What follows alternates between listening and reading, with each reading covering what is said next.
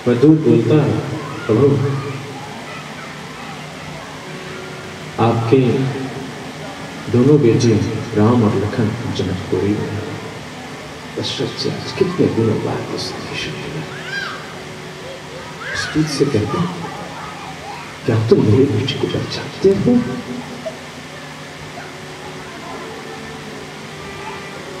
दूत ने कहा, आपके बच्चे को कौन नहीं पहचानेगा? क्या सूर्य की पहचान करनी पड़ती है?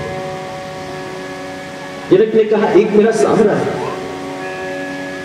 जो बड़ा वाला बेटा है वो सांवला है, और जो सबसे छोटा है वो तो नटखट है, गोरा है।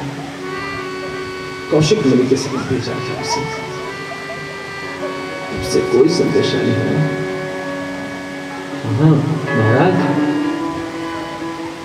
विश्वामित्र मुनि के साथ ही है वो दोनों। अच्छा, कैसे है वो? ठीक ठाक है। यहाँ थे तो राजमहल में बड़े लाड़ प्यार से रह रहे थे। आज जंगल में जब से चले गए उसके बाद से कोई संदेशा नहीं। बुरी बार तो ख्याल रखते भी होंगे मगर पिता का नहीं। कैसे हैं मेरे दोनों लाल? बड़े सुकुमार हैं, अस्वस्थ नहीं? नहीं प्रभु, आपके दोनों लाल तो भी ईश्वरों में सारी घटना कि उन्होंने तो शिव धनुष को तोड़ करके सिया का वर्ण किया है। तब तक भरत भैया दौड़े दौड़े आ गए, पिताश्री कहां से चिट्ठी आई है?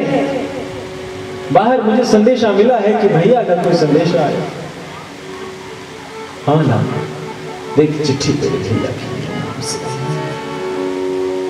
भरत भैया चिट्ठी लेकर के दौड़ करके पकड़ लेते हैं, कहते हैं पिताश्री इस चिट्ठी में देखे क्या लिखा है? हाँ ले जा इसे, मैया से आपको दिखाना।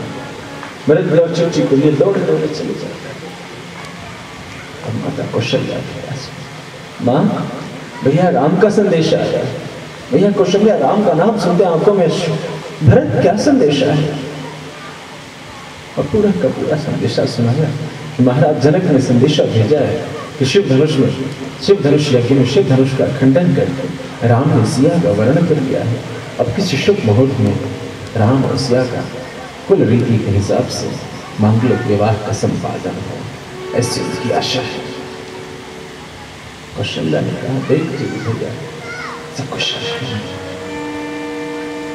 राम के विवाह की चर्चा का था नहीं, राम कुशल है।